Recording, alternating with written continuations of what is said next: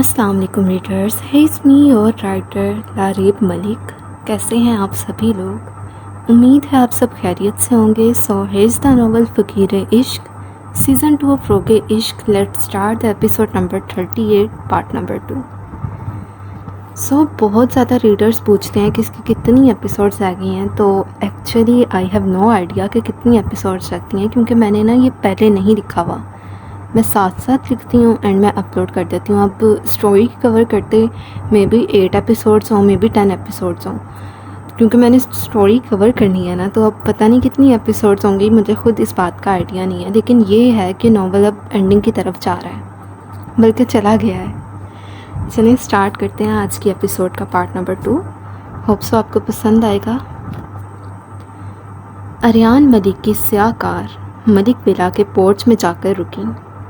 اریان نے ایک نظر انایا کو دیکھا جو خاموشی سے سر جھکائے بیٹھی تھی۔ وہ گاڑی کا دروازہ کھولے اترا اور انایا کی جانب بڑھ گیا۔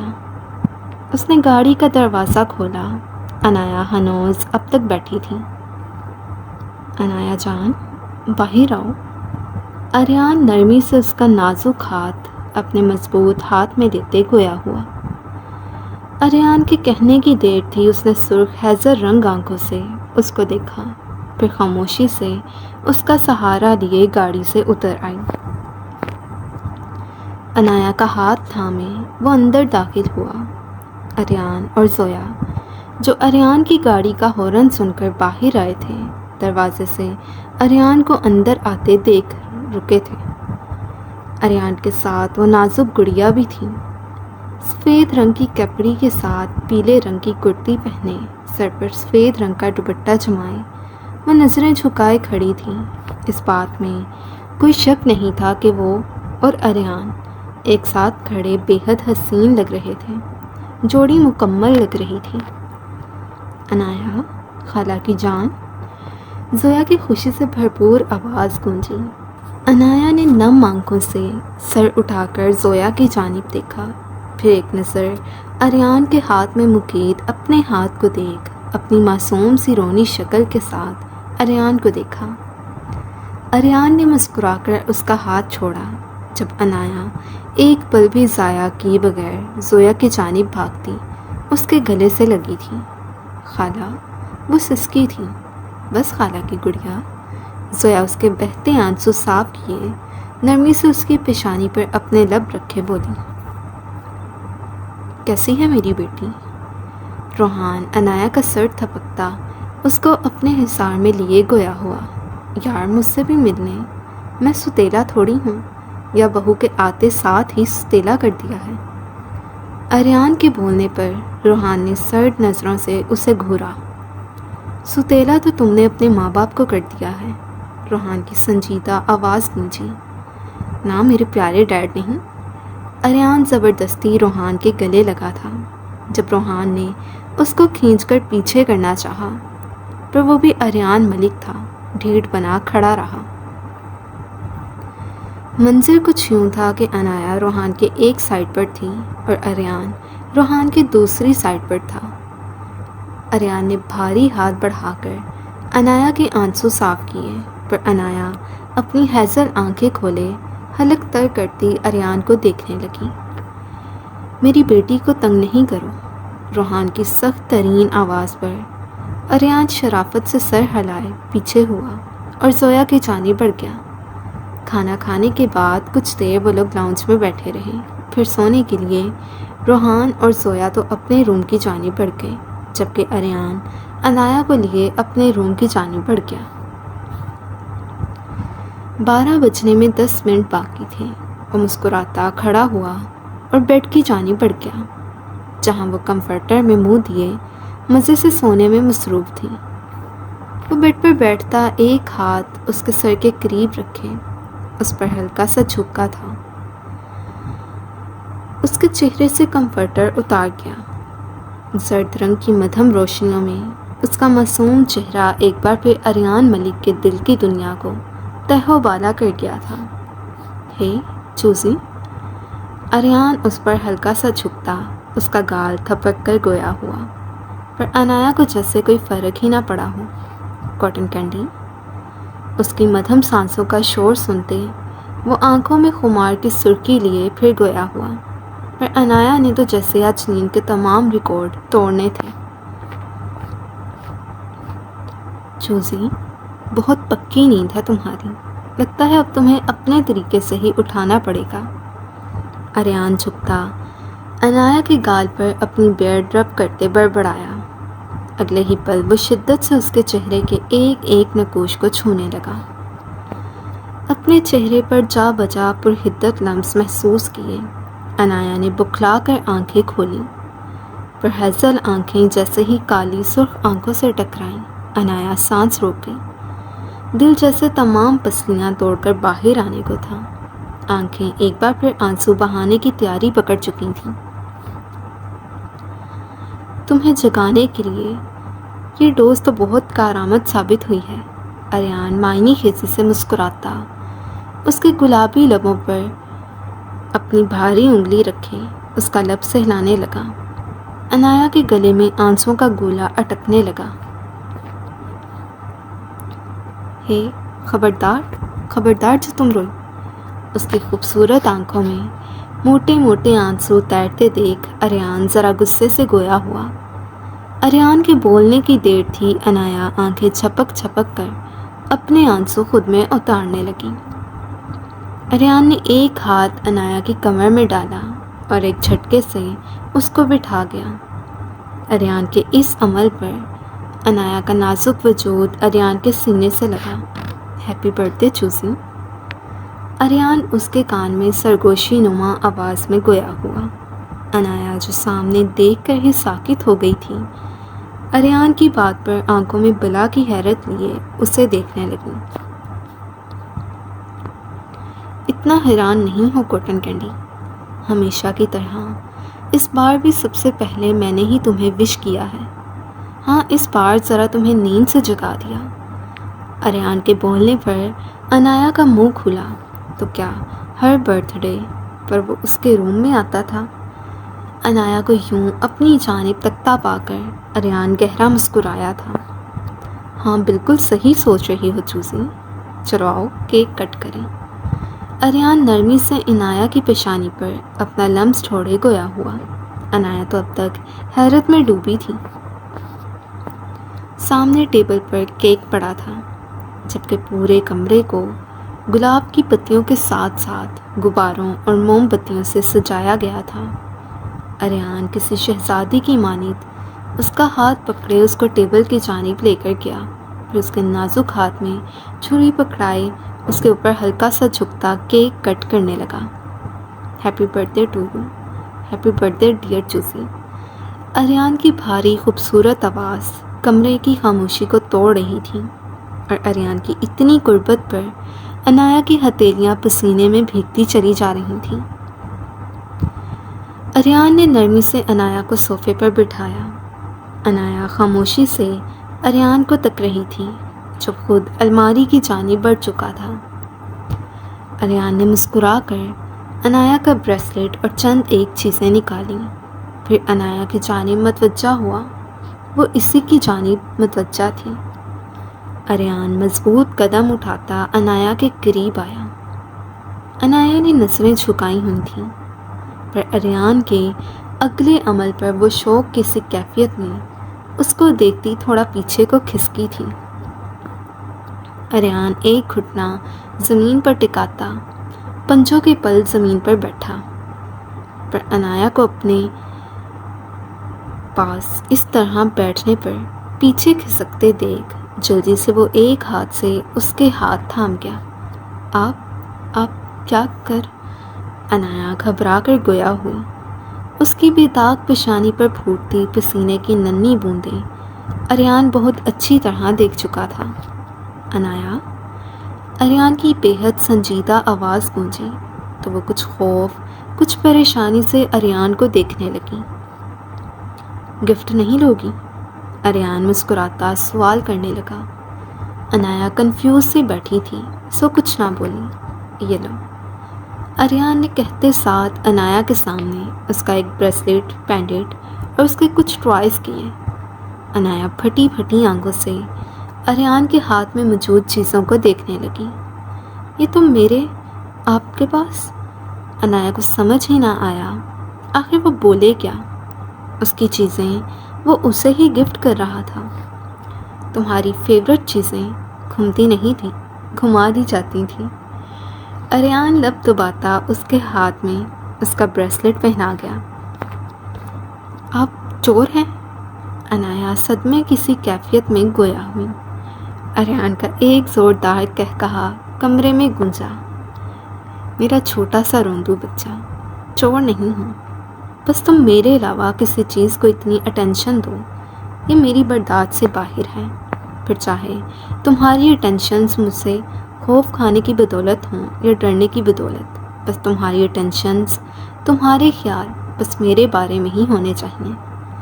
اریان نے کہتے ساتھ عنایا کو ایک جھٹکے سے اپنی باہوں میں بھرا اور بیڈ کی جانب بڑھ گیا۔ آپ ایسا کیسے کر سکتے ہیں؟ یہ سب میری چیزیں تھیں۔ عنایا ابھی تک صدمے میں تھی۔ اور تم میری چوسی ہو، میں برداشت نہیں کر سکتا میری ڈرپوک چوسی میرے علاوہ کسی اور کو اتنی توجہ دے، پھر وہ بے جان چیز ہی کیوں نہ ہو۔ اریان اس کو بیڈ پر لیٹاتے خود بھی اس کے برابر لیٹا تھا۔ غصے کی کیفیت میں عنایا کی ناک اور چہرہ سرخ پڑ چکا تھا۔ میری کوٹن کرنی کو غصہ آ رہا ہے، اریان نے کہا لگاتے ساتھ اس کی لال ہوئی ناک کو چھوا تو عنایا شکوہ کنہ نگاہوں سے اسے دیکھنے لگی۔ اب ساری چیزیں واپس کر تو دی ہیں، اب سو جاؤ، اس سے پہلے میں تمہارے اس لال چہرے کو اور زیادہ سرخ ہونے پر مجبور کر دوں۔ اریان کی جان لیوا سرگوشی اس کے کان میں گونجی۔ عنایا نے شدت سے آنکھیں میچی۔ جب اریان اس کی کمر میں ہاتھ ڈالے، اس کا وجود نرمی سے اپنے اوپر گراتا، اس کے سر میں اپنی انگلیاں چلانے لگا۔ ظاہرہ تیزی سے سیڑھیوں کے دو سٹیپ پھلانگتی سعد کے دروازے کے سامنے پہنچی۔ اس نے دروازے کی نوب گھمائی پر سعد کا دروازہ لاک۔ سعد، وہ تیزی سے دروازہ بجاتی گویا ہوئی۔ سعد جلدی آئے۔ ظاہرہ تیزی سے دروازہ پیٹتے ایک بار پھر چیخی تھی۔ سعد جو ابھی فریش ہوتا واش روم سے باہر نکلا تھا، ظاہرہ کو اتنی زور سے دروازہ پیٹتے اور چلاتے دیکھ وہ پریشانی سے دروازے کی جانب بڑھا تھا۔ اس سے پہلے ظاہرہ ایک بار پھر دروازے پر ہاتھ مارتی دروازہ ایک جھٹکے سے کھلا تھا۔ سعد، وہ آنٹی آپ چلیں، ظاہرہ روتے ہوئے گویا ہوئی۔ سعد جس نے کچھ کہنے کے لیے منہ کھولا ہی تھا، ظاہرہ اس کی بات کاٹ چکی تھی۔ عالیہ بیگم کا سنتے ساتھ ہی سعد ظاہرہ کو پیچھے کیے تیزی سے نیچے والے فلور کی جانب بڑھا تھا۔ اس کے پیچھے ہی ظاہرہ بھی عالیہ بیگم کے کمرے میں بھاگی تھی۔ سعد نے ایک جھٹکے سے عالیہ بیگم کے کمرے کا دروازہ کھولا۔ عالیہ بیگم تیز سانسیں لیتی اپنے دل پر ہاتھ رکھے ہوئے تھی۔ ماما، سعد تڑپ کر آگے بڑھا تھا۔ ظاہرہ آگے بڑھتی عالیہ بیگم کے ہاتھ اپنے ہاتھوں میں لیے رگڑنے لگی۔ سعد، روحان، ملک۔ روحان کا نام سنتے ہی سعد کے وجود کو ایک جھٹکا لگا تھا۔ بے یقینی، غصے، بے بسی، نہ جانے کیا کیا جذبات لیے اس نے ظاہرہ کی جانب دیکھا۔ ظاہرہ نے روتے ہوئے سعد کو اپنی جانب تکتے دیکھ نفی میں سر ہلایا۔ کیا کہا ہے تم نے ماما کو؟ سعد اس قدر شدت سے دھاڑا کہ ظاہرہ کی ہچکیاں بن گئیں۔ کچھ نہیں کہا، بس ڈیڈ کا نام لیا تھا۔ ظاہرہ نفی میں سر ہلاتے شدت سے روتے ہوئے بول رہی تھی۔ دیکھتے ہی دیکھتے عالیہ بیگم کا وجود سعد کی باہوں میں ڈھلکتا چلا گیا۔ وہ ہوش و حواس سے بیگانہ ہو چکی تھی۔ تمہیں تو میں آ کر دیکھتا ہوں۔ سعد کا لہجہ اس قدر خطرناک تھا کہ آج پہلی بار ظاہرہ ملک کے رونگٹے کھڑے ہوئے تھے۔ سعد نے عالیہ بیگم کو اٹھائے تیزی سے پورچ میں کھڑی کار کی جانب لپکا تھا۔ سعد نے عالیہ بیگم کو گاڑی کی پچھلی سیٹ پر لٹایا اور خود تیزی سے ڈرائیونگ سیٹ کی جانب بڑھنے لگا۔ میں بھی جاؤں گی، ظاہرہ نے کہتے سعد فرنٹ ڈور فرنٹ ڈور کھولنا چاہا تھا۔ Shut up, just shut up, ساتھ کی دھاڑ پورے ہمدانی ہاؤس میں گونجی۔ ساتھ دھاڑتے ساتھ ہی 1 سیکنڈ ضائع کیے بغیر زائرہ کی جانب لپکتا، اس کی گال کی پرواہ کیے بغیر اس کا جبڑا سختی سے جکڑ گیا۔ زائرہ ملک، اگر تمہاری وجہ سے میری ماں کو کچھ ہوا تو میں وحشی جانور بن کر تمہاری بوٹی بوٹی نوچ پھینکنے سے گریز نہیں کروں گا۔ دعا کرنا میری ماں کو کچھ نہ ہو، ورنہ تمہارا وہ حشر کروں گا کہ دنیا دیکھے گی۔ ساتھ غصے سے تیز بڑھتی سانسوں سے زائرہ کے جبڑے پر گرفت سخت ترین کرتے بول رہا تھا۔ اس نے کہتے ساتھ ہی زائرہ کو ایک جھٹکے سے پیچھے کی جانب دھکیلا اور خود ڈرائیونگ سیٹ سنبھالتا گاڑی مین گیٹ سے باہر نکالتا چلا گیا۔ زائرہ نے آنسوں سے لبریز نظروں سے ساتھ کی گاڑی کو مین گیٹ سے نکلتے دیکھا، پھر دونوں ہاتھوں سے اپنا سر جکڑتے شدت سے رونے لگی۔ وہ اس وجہ سے نہیں رو رہی تھی کہ اس ستم گر نے ایک بار پھر اس پر ستم ڈھائے تھے، وہ تو عالیہ بیگم کی وجہ سے پریشان ہو چکی تھی۔ واچ مین، گارڈز اور دوسرے سرونٹس خاموشی سے اس شوخ، چنچل، شرارتی لڑکی کو یوں بلکتے ہوئے دیکھ رہے تھے۔ اسے کچھ منٹ ہی ہوئے تھے یوں ہی گھٹنوں کے بل بیٹھی سر کو جکڑے ہچکیاں بھرتے، جب ایک بھاری ہاتھ اس کے سر پر آ کر ٹھہرا۔ اس نے روتے ہوئے ہچکیاں لیتے اوپر کی جانب دیکھا، سامنے مالی بابا کھڑے تھے۔ بیٹا شاباش، روم میں جائیں، مالی بابا نرمی سے گویا ہوئے۔ اکثر زائرہ ان کے ساتھ پودوں کی دیکھ بھال کے لیے لون میں ہی نظر آتی تھی۔ ماما کو کچھ نہیں ہوگا نا؟ وہ پیلے پڑتے چہرے کے ساتھ کسی معصوم بچے کی مانند گویا ہوئی۔ دعا میں بہت طاقت ہے، زینیا بیٹا انہیں روم میں لے کر جاؤ۔ مالی بابا نے زائرہ سے کہتے ساتھ زینیا کو مخاطب کیا۔ وہ اس بات میں سر ہلائے آگے بڑھی اور زائرہ کو لیے ہمدانی ہاؤس کے اندرونی حصے میں بڑھ گئی۔ وہ سنجیدگی سے لاؤنج سے ہوتا ہوا ڈور کی جانب بڑھ رہا تھا۔ حازم، جب رائمہ کی آواز پر وہ چونکا، پھر ناسمجھی سے پیچھے مڑا۔ رائمہ کچن کے دروازے میں دوپٹے سے بے نیاز کھڑی تھی۔ گہرے نیلے رنگ میں اس کی میدے جیسی رنگت دمک رہی تھی۔ ساکت پڑے دل میں ایک بار پھر دھڑکنوں کا شور اٹھا تھا، جسے حازم خان نے بڑی بے رحمی سے خاموش کروا دیا تھا۔ وہ سپاٹ سوالیہ نظروں سے اس کی جانب دیکھ رہا تھا، جسے پوچھنا چاہ رہا ہو بندہ بشر کو کیسے یاد کیا۔ ذرا بات سن کر جانا، رائمہ کہتے ساتھ ہی کچن میں غائب ہو گئی، جبکہ حازم خان کو اب تک اس کی بات پر ہی یقین نہیں آ رہا تھا۔ رائمہ اس سے نارملی بات کر رہی ہے۔ وہ عجیب سے جھنجھلاتی کیفیت میں آگے بڑھتا کچن کی جانب بڑھنے لگا۔ وہ کچن میں داخل ہوئی جب اس کی نظریں رائمہ پر پڑیں، جو فریج کھولے جھکی ہوئی تھی۔ جوڑا اونچا ہونے کی وجہ سے اس کی شفاف گردن نظر آ رہی تھی۔ حازم بے اختیار اس کے سراپے میں کھوتا چلا جا رہا تھا۔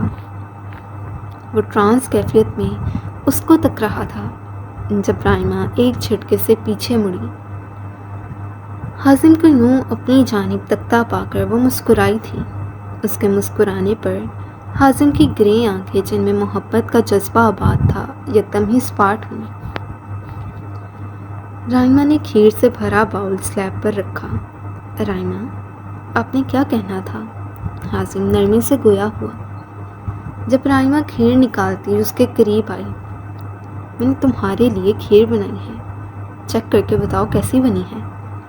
رائمہ اس کے سامنے کھیر کیے دمکتے چہرے سے گویا ہوتی سیدھا حازم کے دل میں اتر رہی تھی۔ آپ نے میرے لیے بنائی ہے؟ حازم تو جیسے شوق میں ہی جا چکا تھا۔ وہ بے یقینی سے گویا ہوا۔ ہاں بھئی، اتنا حیران کیوں ہو رہے ہو؟ اچھی طرح جانتی ہوں کہ میرے ہاتھ کی کھیر تمہیں بہت پسند ہے، اور یہ بھی اچھی طرح یاد ہے کیسے فرمائشیں کر کے مجھ سے بنوا کر کھاتے تھے۔ رائمہ بول رہی تھی اور حازم یکٹک رائمہ کو دیکھ رہا تھا۔ اچھا یہ کھا کر تو بتاؤ کیسی بنی ہے؟ رائمہ نے کہتے ساتھ چمچ میں کھیر بھر دے حازم کے ہلکے گلابی لبوں کے قریب کی۔ حازم رائمہ کو دیکھتے اپنا منہ کھول گیا۔ رائمہ خوشی سے اس کو کھیر کھلانے لگی۔ اس سب میں وہ یہ تک نظر انداز کر چکی تھی وہ حازم سے چند انچ کے فاصلے پر ہے۔ کیسی بنی ہے؟ رائمہ کی چہکتی آواز اس کو ہوش کی دنیا میں واپس لے کر آئی۔ ہمیشہ کی طرح بہت مزیدار۔ حازم نے اس کے ہاتھ سے چمچ اور پیالی پکڑے سائڈ پر رکھی اور اس کا چہرہ اپنے ہاتھوں کے پیالے میں دیکھتے اپنا عقیدت بھرا لمس اس کی پیشانی پر چھوڑ گیا۔ رائمہ نے اپنی نیلی آنکھیں بند کی۔ کیا ضرورت تھی اتنی محنت کرنے کی؟ حازم نے رائمہ کے ہاتھ تھامتے باری باری دونوں ہاتھوں کو چومتے استفسار کیا۔ تم نے ناشتہ نہیں کیا تھا اور بھوکے ہی باہر جانے والے تھے؟ رائمہ نے کہتے ساتھ حازم کے سینے سے اپنا سر ٹکایا۔ حازم کے دل کی تیز بڑھتی دھڑکن وہ بہت اچھے سے سن چکی تھی۔ حازم؟ رائمہ بڑے لاڈ سے گویا ہوئی۔ جی رائمہ؟ حازم نے حیرت سے گرے آنکھیں اٹھا کر رائمہ کو دیکھا، پھر اپنی حیرت پر قابو پائے نرمی سے گویا ہوا۔ تم نے مجھے میری منہ دکھائی نہیں دی تھی۔ رائمہ نے جیسے شکوہ کیا تھا۔ بٹ رائمہ کی بات پر حازم کا دل باہر نکلنے کو ہی تھا۔ اتنی عقیدت سے وہ اس کے ساتھ لگی منہ دکھائی کی ڈیمانڈ کر رہی تھی۔ آپ نے میری محبت، میرے عشق، میری برسوں کی ریاست کو ٹھکرا دیا تو منہ دکھائی کو کیا قبول کرتی؟ حازم نے کہتے ساتھ رائمہ کو خود سے نرمی سے دور کیا۔ وہ اس قدر مدھم لہجے میں بولا کہ اس کی بات سن کر رائمہ کی نیلی آنکھیں نم ہونا شروع ہو گئیں۔ حازم رائمہ کو دیکھے بغیر پلٹا اور کچن سے باہر نکلنے لگا۔ حازم؟ رائمہ نے ایک بار پھر حازم کو آواز دی۔ حازم پلٹا اور رائمہ کی جانب دیکھنے لگا۔ یاد ہے نا آج مسکان کی رخصتی ہے، جلدی آنا۔ رائمہ نے یاد کروایا تو وہ اس بات میں سر ہلائے بنا کچھ بولے چلا گیا۔ رائمہ خاموشی سے ایک نظر کھیر کے باؤل کو دیکھتی کچن سے باہر نکلتی چلی گئی۔ عاشر شرٹ لیس ڈریسنگ کے سامنے کھڑا اپنے زخموں کو صاف کر رہا تھا جب فاریہ کمرے کا دروازہ کھولے اندر داخل ہوئی۔ عاشر کی نظریں بے ساختہ ہی فاریہ پر اٹھیں۔ سادے سے سوٹ میں ہاتھ میں ہلدی ملے دودھ کا گلاس پکڑے وہ اندر آئی۔ یہ تمہارے لیے، اس کو پی لو۔ فاریہ عاشر کے کثرتی وجود کو دیکھے بغیر گویا ہوئی اور دودھ کا گلاس ڈریسنگ ٹیبل پر رکھ دیا۔ عاشر نے فاریہ کو دیکھا جو نظریں جھکائے ہی بیڈ کی جانب بڑھ چکی تھی۔ عاشر اس کے یوں نظریں جھکانے پر شرمایا تھا۔ عاشر کیا ہوا؟ زیادہ درد ہو رہا ہے؟ اچانک ہی عاشر کے سسکنے پر فاریہ جو دوسری جانب رخ کیے کھڑی تھی یکدم عاشر کے قریب جاتے گویا ہوئی۔ وہ عاشر کے چہرے پر تکلیف کے اثار تو دیکھ چکی تھی پر اس کی آنکھوں میں چمکتی شرارت دیکھنا بھول گئی تھی۔ مجھے دو، میں کرتی ہوں۔ فاریہ نے اس کے ہاتھ سے کوٹن پکڑی اور نرمی سے اس کے سینے پر لگے زخموں کو صاف کرنے لگی۔ اس سب میں وہ یہ بات بالکل نظر انداز کر چکی تھی کہ غیر محسوس انداز میں عاشر کا ہاتھ فاریہ کی کمر سے لپٹ چکا ہے۔ رکو، میں اس پر آئنمنٹ لگا دوں۔ فاریہ نے کہتے ساتھ چہرہ اٹھا کر عاشر کو دیکھا۔ وہ پرشوق نظروں سے اسے ہی دیکھ رہا تھا۔ فاریہ دھک سے رہ گئی۔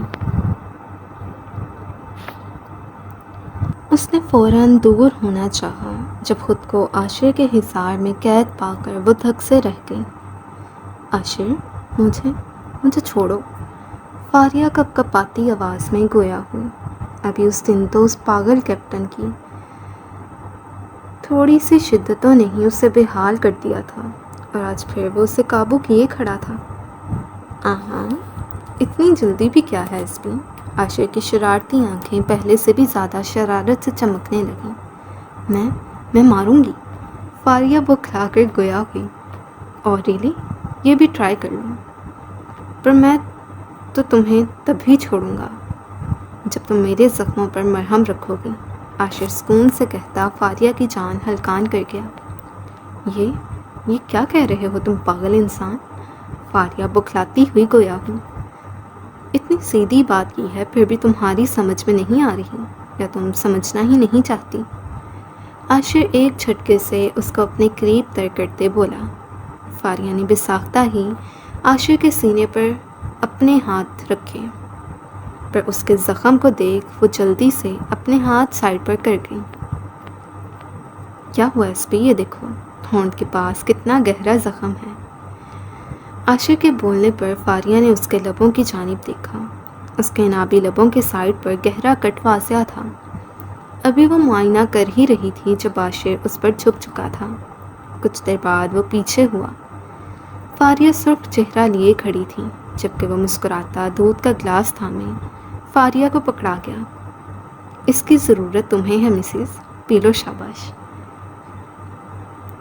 عاشر مسکرا کر کہتا خود بیڈ کی جانب بڑھا۔ فاریہ کا دل کیا یہی دودھ کا گلاس اس کے سر پر انڈیل دے، پر اس کی چوٹوں کا خیال کرتے وہ پیر پٹکتی باہر بڑھ گئی، جبکہ عاشر اس کی اس ادا پر جی جان سے مسکرایا تھا۔ سعد اس وقت آپریشن تھیٹر کے باہر کھڑا تھا۔ عالیہ بیگم کو ہارٹ اٹیک ہوا تھا، اب ان کی سرجری چل رہی تھی۔ وہ بے حد پریشان تھا۔ میں نے بس ڈیڈ کا نام لیا تھا۔ زائرہ کی بات یاد آتے ہی ایک بار پھر اس کی دماغ کی رگیں پھولنے لگی تھیں۔ اس سے پہلے وہ گھر جانے کے لیے نکلتا، ڈاکٹر دروازہ کھولے باہر نکلا تھا۔ سعد نے سرخ انگارہ آنکھوں سے ڈاکٹر کی جانب دیکھا۔ مسٹر سعد، سرجری تو کامیاب رہی ہے، پر ڈاکٹر نے بات ادھوری چھوڑی۔ پر سعد نے سرخ آنکھوں سے استفسار کیا۔ پر ابھی کچھ کہہ نہیں سکتے، اب بس دعا کریں، ڈاکٹر پروفیشنل انداز میں کہتا واپس جا چکا تھا، جبکہ سعد سرخ انگارہ آنکھوں سے فرش کو تکنے لگا، پھر مضبوط قدم اٹھاتا ہاسپٹل میں کچھ پیپر ورک کیے، ہاسپٹل کے سٹاف کو عالیہ بیگم کے خیال کے لیے ہائر کیے۔ وہ گھر کے لیے نکل چکا تھا۔ زائرہ اس وقت اپنے گھٹنوں کے گرد بازو لپیٹے زمین پر بیٹھی تھی، نظریں فرش پر کسی غیر مرئی نقطے پر جمی تھیں۔ اچانک ایک جھٹکے سے کمرے کا دروازہ کھلا۔ زائرہ نے نظریں اٹھا کر دروازے کی جانب دیکھا۔ سعد سپاٹ چہرے سے اندر داخل ہوا۔ زائرہ یکدم ایک ہاتھ فرش پر رکھے کھڑی ہوئی۔ سعد مما کیسی ہیں؟ وہ بے قراری سے سعد سے استفسار کرنے لگی۔ سعد نے بنا کوئی جواب دیے سرد و سپاٹ نگاہوں سے اس کو دیکھا۔ سعد کی یہ حالت دیکھ زائرہ کو کچھ غلط ہونے کا خدشہ ہونے لگا۔ سعد، مما کیسی ہیں؟ اس نے ایک بار پھر دریافت کیا۔ سعد نے سپاٹ نظروں سے اسے دیکھتے اپنا بھاری ہاتھ بیلٹ کی جانب بڑھایا۔ اگلے ہی پل ایک جھٹکے سے وہ بیلٹ نکال چکا تھا۔ اب وہ بیلٹ کو اپنے ہاتھ میں لپیٹ رہا تھا۔ سعد، زائرہ نے شاکی نگاہوں سے سعد کو پھر اس کے ہاتھ میں پکڑی گئی بیلٹ کو دیکھا۔ تمہاری وجہ سے میں اپنا آخری رشتہ کھو دینے کے در پر ہوں، صرف تمہاری وجہ سے زائرہ ملک۔ سعد غصے سے دھاڑتا قدم با قدم زائرہ کی جانب بڑھنے لگا۔ جیسے جیسے وہ قدم آگے بڑھا رہا تھا، زائرہ پیچھے کی جانب قدم بڑھاتی جا رہی تھی۔ آنسو اس کی آنکھوں سے گرتے گالوں سے ہوتے ہوئے زمین پر گرتے چلے جا رہے تھے۔ اچانک اس کا پیر بری طرح اپنے ہی پیر سے الجھا تھا۔ وہ خود کو نہ سنبھالتی چمکتے فرش پر گری۔ زائرہ نے نظریں اٹھا کر سعد کی جانب دیکھا۔ وہ کسی موت کے فرشتے کی مانند اس کے سر پر پہنچ چکا تھا۔ زائرہ نے ایک نظر سعد کو پھر اس کے ہاتھ میں لپٹی گئی بیلٹ کو دیکھا۔ سعد، ایسا نہیں کریں۔ زائرہ کا لہجہ آج بھی ہمیشہ کی طرح مضبوط تھا، پر سعد ہنوز بے رحمی کا اشتہار بنے دیکھ وہ ایک بار پھر بولی، آپ مجھے کھو دیں گے سعد؟ وہ سسکی تھی۔ میں نے تمہیں پایا ہی کب تھا جو کھو دوں گا؟ سعد نے کہتے ساتھ پوری قوت سے زائرہ کے بیلٹ گھما کر وار کیا۔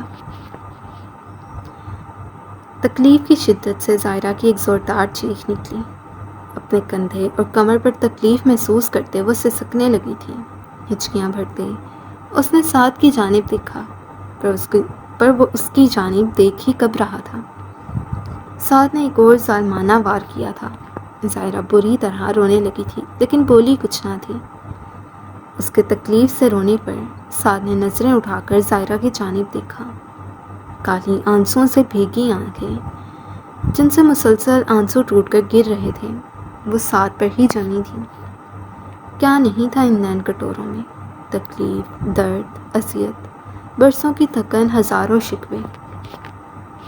وہ کچھ بول نہیں رہی تھی پر اس کی کالی کان سی آنسو بہاتی آنکھیں بہت کچھ بول رہی تھیں۔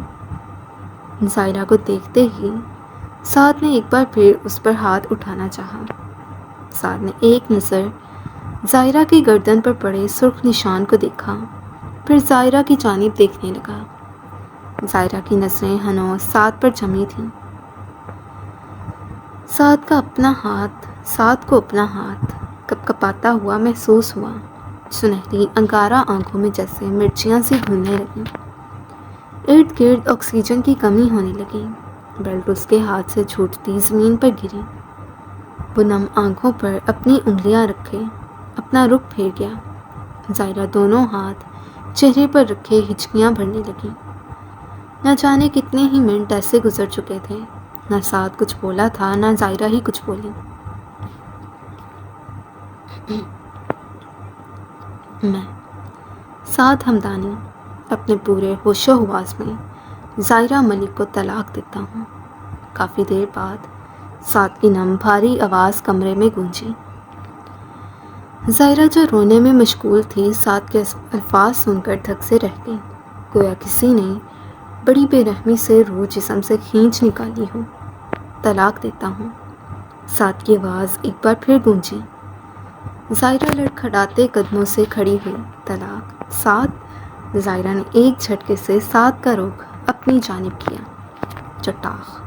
اگلے ہی پل زائرہ کا مومی ہاتھ سعد کے گال پر نشان چھوڑ گیا۔ سعد تھم گیا، وہ خاموش ہو گیا۔ اس کی آنکھیں اب بھی نم تھیں۔ زائرہ اس سے 2 قدم دور ہوتی اپنے دونوں بال پکڑے اذیت سے چیخ رہی تھی، اور سعد نم آنکھیں زمین پر گاڑے کھڑا تھا۔ کیوں سعد ہمدانی کیوں؟ زائرہ یکدم سعد کی جانب لپکتی اس کا گریبان پکڑے اس کو جھنجھوڑے ہوئے بول رہی تھی۔ اس نے ایک جھٹکے سے سعد کو پیچھے دھکیلا اور خود گھٹنوں کے بل نیچے بیٹھتی چلی گئی۔ اللہ جی! وہ بلک کر رونے لگی۔ اتنی تکلیف تو آج تک کبھی بھی نہ ہوئی تھی جتنی تکلیف سعد کے الفاظ دے چکے تھے۔ وہ دیوانوں کسی حالت لیے کھڑی ہوئی، سعد کی جانب بڑھتی ایک بار پھر اس کا گریبان تھام گئی۔ مجھے روتے دیکھنا چاہتے تھے نا، ہے نا؟ شدت سے روتے وہ سوال کر رہی تھی، اور سعد نم آنکھوں سے اسے دیکھ رہا تھا۔ دیکھیں سعد ہمدانی، آج میں رو رہی ہوں۔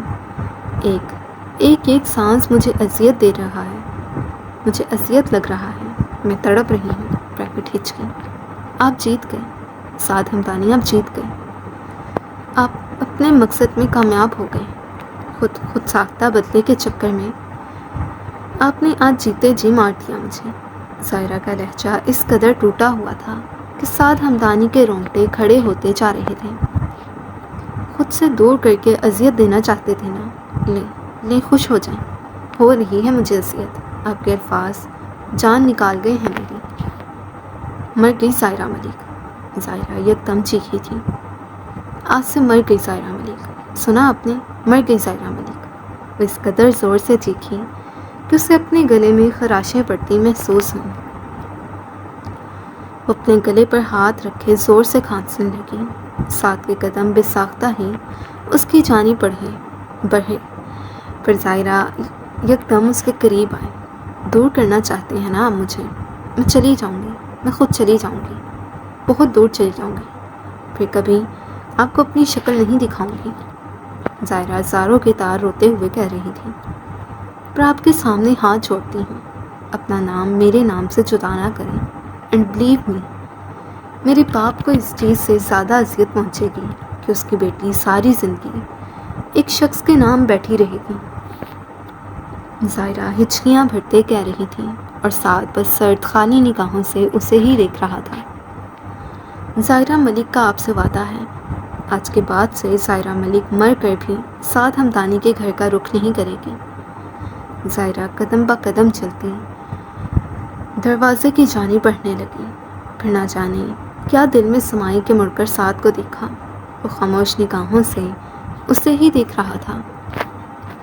چلیں، آج ایک خوش فہمی تو دور ہوئی کہ آپ مجھ سے محبت کرتے ہیں۔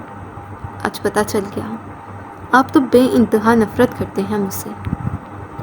اس دیوانی عشق میں ہاری لڑکی کا وعدہ ہے، آپ سے مر کر بھی آپ کو یہ اذیت نہیں دوں گی کہ ایک شوہر کی حیثیت سے آپ کو میرے جنازے کو اپنا کندھا دینا پڑے۔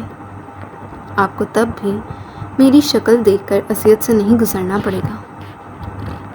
ظاہرہ روتے ہوئے مسکرائی اور اسے ایک مسکراہٹ میں بے انتہا اذیت تھی۔ اگلے ہی پل وہ بے جان ہوتے قدموں سے کمرے سے باہر نکلتی چلی گئی۔ دور سعد بے جان وجود لیے اسے دیکھنے لگا۔ سو ریڈرز، یہ تھی آج کی episode, hope so you like it. So ملتے ہیں نیکسٹ ایپیسوڈ کے ساتھ، تب تک کے لیے اللہ حافظ۔ رائٹر کو دعاؤں میں یاد رکھیے گا۔ اللہ حافظ۔